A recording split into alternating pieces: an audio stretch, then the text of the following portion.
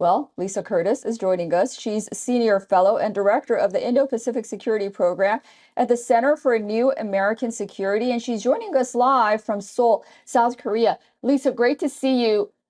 Why this stare by Anthony Blinken? This has been the question circulating social media since the video came out. Well, look, I can't tell you what the stare is about. What I can tell you is that the meeting overall seems to have gone pretty well and seems to have been quite productive, with the major announcements being what you mentioned, the action on fentanyl. China has agreed to rein in export of precursors to fentanyl, which of course is very important for the U.S. given the opioid crisis. The reestablishment of military communications. This is something that was very much a strong demand from the U.S. side. And then the surprise announcement of the AI dialogue. And I think the question is, why is China putting on this charm offensive? Why are they, coming forward in this way to reduce tensions with the United States? And I think there are a couple reasons. I think number one, China would like to slow down the technology restrictions that the U.S. has been placing, such as the restrictions on high-end technology for semiconductors for China. This is something, China wants to slow down that process. And the second is China wants to maintain U.S. investment in China.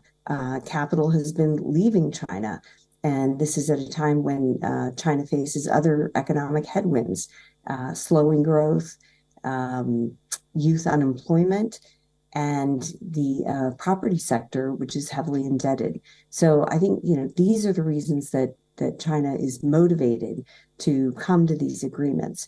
But I think, all in all, the meeting seems to have gone quite well. And what are your thoughts about China not living up to its promises and commitments in the past? Do you think assurances from Xi this time around can be taken at face value? We remember the issue with fentanyl before. Of course, their climate pledges never seem to exactly go through. And then, the issue of artificial intelligence, I mean, that's also something that's questionable that China would be willing to work with the United States on. Well, I think that's right. These are words, and we'll have to watch for follow through, for actual action on these items. And let's face it, what we've seen from China recently is aggression against Taiwan and aggression in the South China Sea. What they have been doing to the Philippines in terms of maritime aggression and the actions that they've been taking there. So I think we have to remember and sort of, keep calm and watch and see whether China actually lives up to some of these commitments.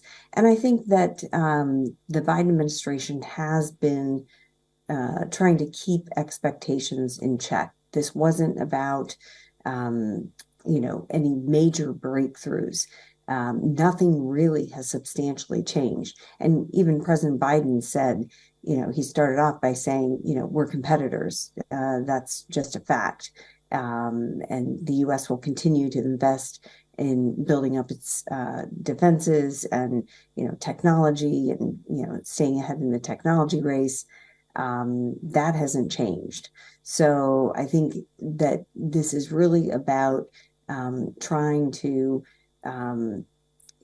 calm the tensions, particularly before the U.S. goes into election campaign mode.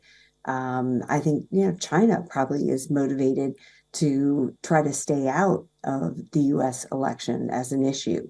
And so this is really probably more of a tactical move on China's part. But the fact remains that the U.S. and China are fierce competitors, and the U.S. will continue to judge China by its actions, not just words.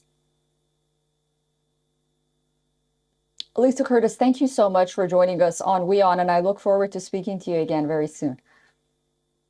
Thank you.